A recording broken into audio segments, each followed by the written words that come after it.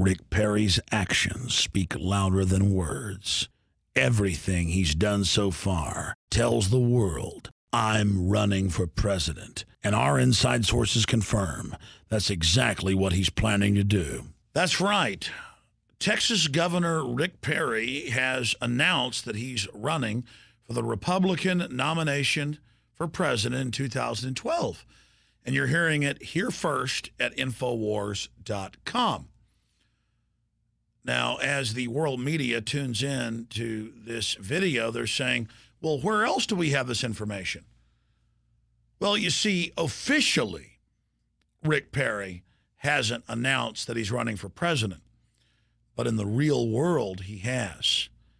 And I want to talk about that right now. Almost 4 years ago, I released a film called Endgame, Blueprint for Global Enslavement, where we predicted that Rick Perry would be running for president coming up in 2012. Now, Jim, my governor, Rick Perry, it's in the front of the Dallas Morning News. The headline reads, Texas Governor Rick Perry to attend Bilderberg. What does it mean to have the governor of Texas in the Dallas Morning News just admitting he's going to Bilderberg Group? It means he's a potential president. Officially, Bilderberg considers Governor Rick Perry a potential president of the United States. And he indeed is now positioning himself for that. You see, he told you that he had a pledge that he was not going to run for president in 2012, but now he's rethinking that pledge. To go through all the data is mind-boggling, but bottom line here, we have sources inside Fox News. We have sources inside Rick Perry's security detail. After all, I live here in Austin, Texas, been on the radio and TV for 16-plus years, and we've known that for more than a decade, Rick Perry has been groomed to run for president by none other than Karl Rove, who back in the mid-1990s got him to flip from Democrat to Republican. And he was in that same stable as Senator Graham, of course, later President Bush, and now Governor Rick Perry. And so it was Karl Rove who basically put him in the position he is today. The inside baseball from sources in media, Texas Monthly, Fox News, inside the Perry camp, including people that work not just in his security, but in his office. Everything from day one has been about Rick Perry being president. And now the media is saying he is the front runner, even when he has not even announced yet. So Rick Perry let us know that he had announced for president with the establishment, with the people that bankroll presidential candidates when he went to Bilderberg in 2007. And we were on the scene documenting the fact that Rick Perry was basically there begging to be the heir apparent and that he was chosen.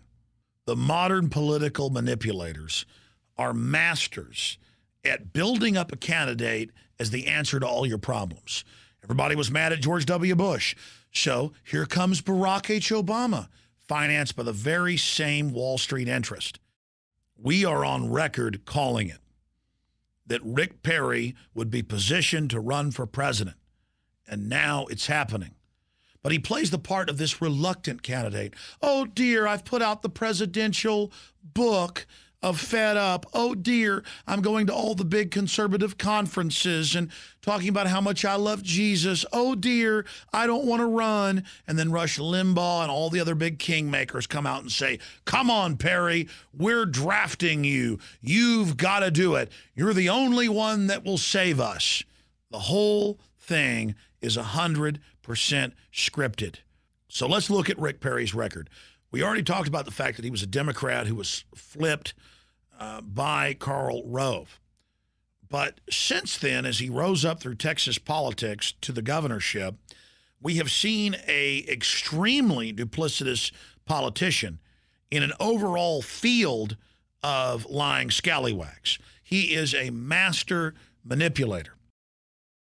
Let's fast forward to 2007. The incumbent governor travels to Bilderberg to be vetted by the global elite, just as Bill Clinton, the obscure Arkansas governor, traveled there in 1991 to then be catapulted in 1992 and 93 to the presidency of the United States.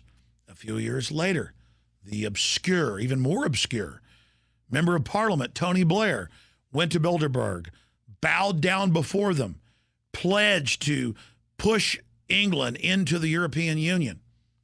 He becomes the new heir apparent and is put in as British Prime Minister. Well, Rick Perry had studied history, and his advisors had explained to him that bowing down to the globalists was key. But first, he had to prove himself to them.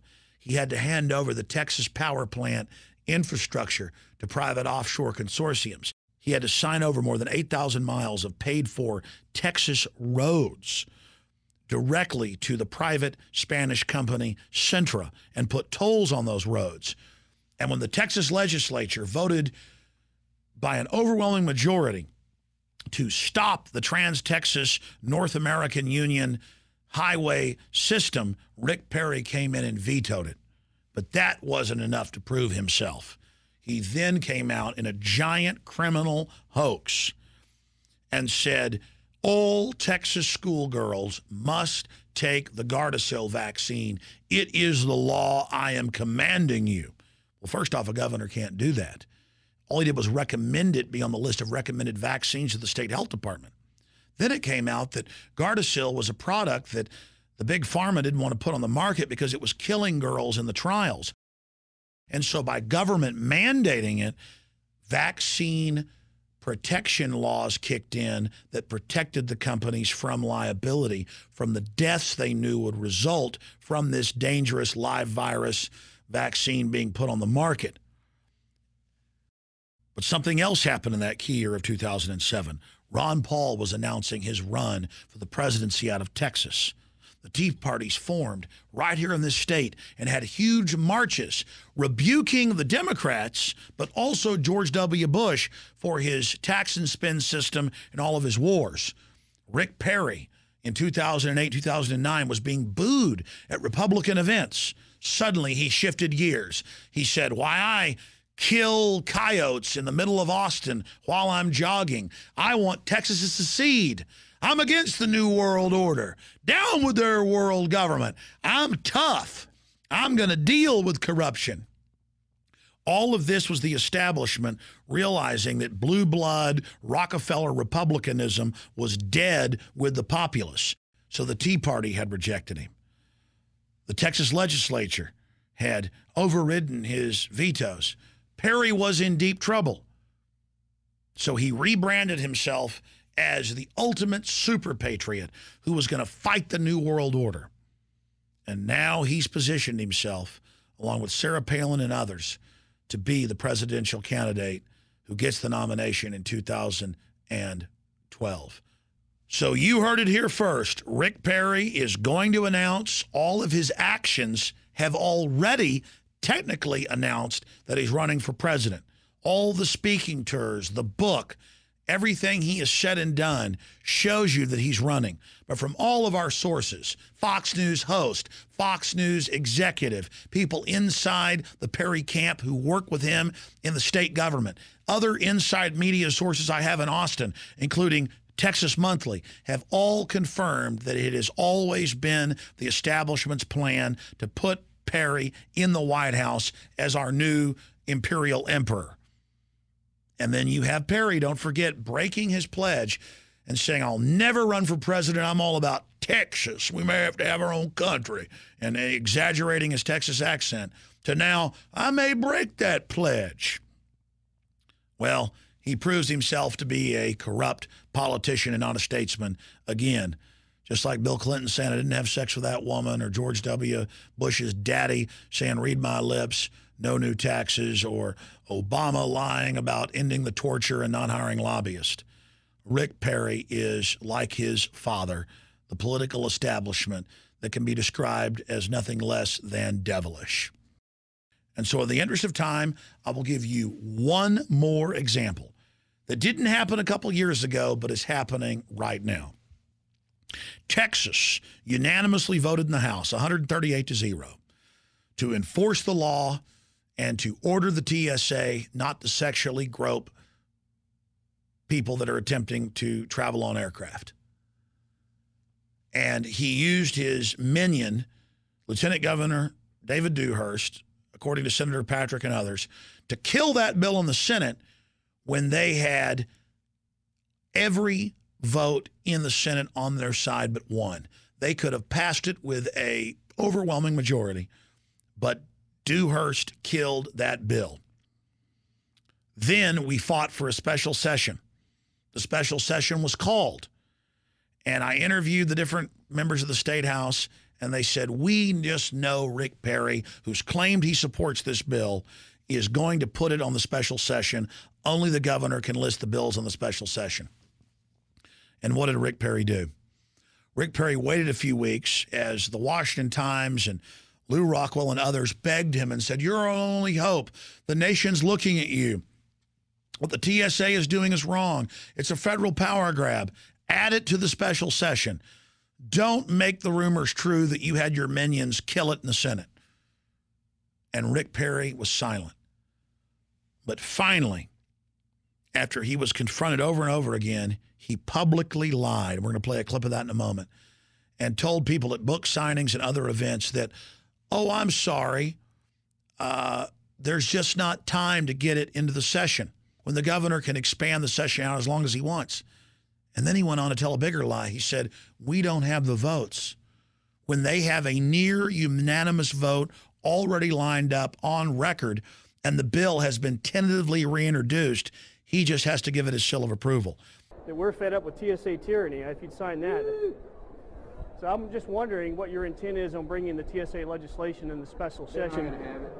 They don't have the votes on either side. That's what I told them. I said, bring me a multitude of votes. Or not a multitude, but they never had it. Well, Senator Patrick wrote a letter 2 days ago indicating that there was the votes in the Senate and there's 112 co-sponsors in the House. So in view of that, would you consider bringing it up in view of that? Not enough time left in the session. So he's lied publicly. He used his minions inside on record now, the State House, to kill it quietly, and he didn't want his fingerprints on it, Senator Patrick and others exposed. Now he waited to put it on the special session.